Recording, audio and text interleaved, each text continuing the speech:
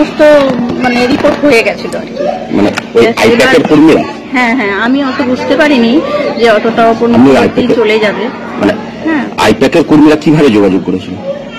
আমি বলি, ব্যাপারটা হচ্ছে আমি ওই শুধু সাংবাদিকের সঙ্গে যোগাযোগ হয়েছিল প্রথমে, হ্যাঁ, তারপরে আস্তে আস্তে উনি যা করার করেছেন। আমি জানি না কিভাবে কি থেকে কি হলো, আমি জানি না।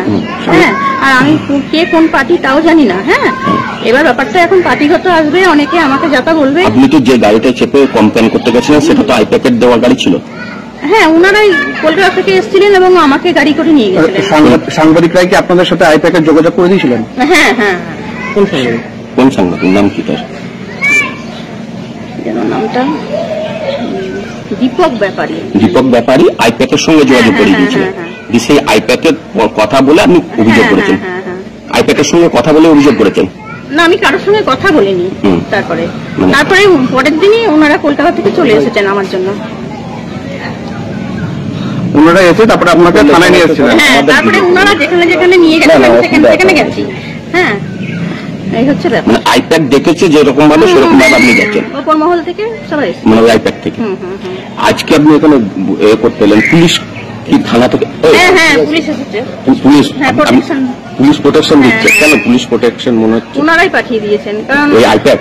হ্যাঁ, এবং ব্যাপারটা হচ্ছে এখন আমার উপরে অনেক অ্যাটাক আসবে, তো তাই পুলিশ প্রেস মিট করবেন, তার জন্য পুলিশ নিয়ে আসতে হচ্ছে। এবং প্রেস মিট করার জন্য কে পাঠালো সাংবাদিকদের মুখোমুখি হওয়ার জন্য? ব্যাপারটা হচ্ছে ওপর মহল থেকে সবকিছু। ওপর মহলটা কারা? ওপর মহলটা হচ্ছে আপনার দিদির লোকজন। দিদির লোকজনই করাচ্ছে, তাই তো? বাকি ঠিক করে দিয়েছে সব? ব্যাপারটা হচ্ছে উনি সব ঠিক করছেন, উনি হ্যান্ডেল করছেন সবকিছু। আপনার নাম? আমার নাম, হ্যাঁ, তো আমি কিন্তু কোনো পার্টিকে ছোট করতে চাই না, কোনো পার্টির বিরুদ্ধেও নই। হ্যাঁ, বা আমি সত্যি কথা বলতে কি, আমি সবসময় ভোট দিতেও যাই না এখনো, মানে আমি ভোট। কিন্তু এই সময় দিদির লোকজন আপনাকে এইসব করাচ্ছে, তাই তো? আপনাকে সহযোগিতা করছে অভিযোগ করার জন্য? হ্যাঁ, একদম।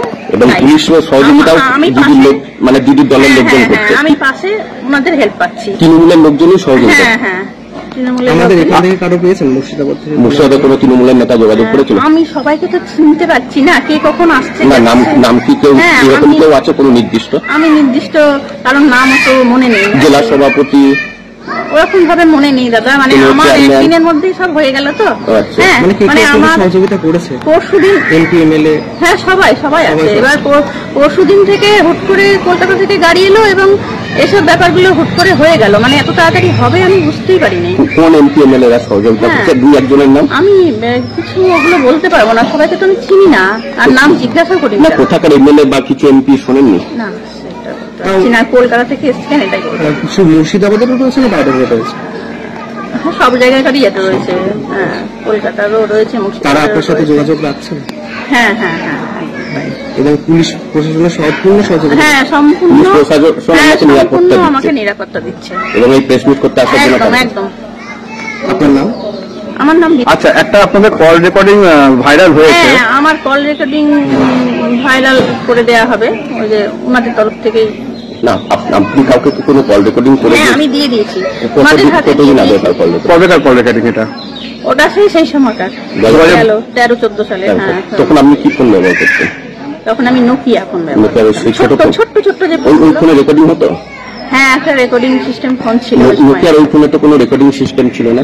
না, আছে না। ওই ফোনে আপনি যে নোকিয়ার ছোট্ট ফোন বলছেন, সাদা কালো ফোন আছে, সাদা ফোন যেটা, কত মডেল? এটা একটা মডেলটা মনে নেই, ফোনটা ওনাদের হাতে আমি তুলে দিয়েছি। কিন্তু সেই ফোনে তো কোনো রেকর্ডিং সিস্টেম থাকে না? আছে।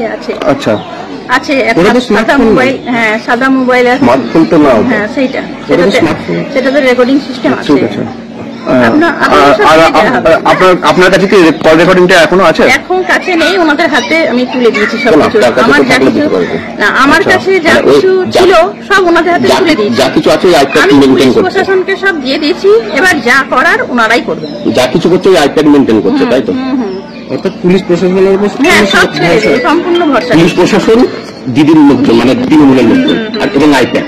হ্যাঁ, ঠিক আছে, ঠিক আছে। কার্তিক মহারাজের বিরুদ্ধে ধর্ষণের অভিযোগ এনেছিলেন এই মহিলা। এনার বক্তব্য শোনালাম, সত্য মিথ্যা তো আদালতে প্রমাণ হবে।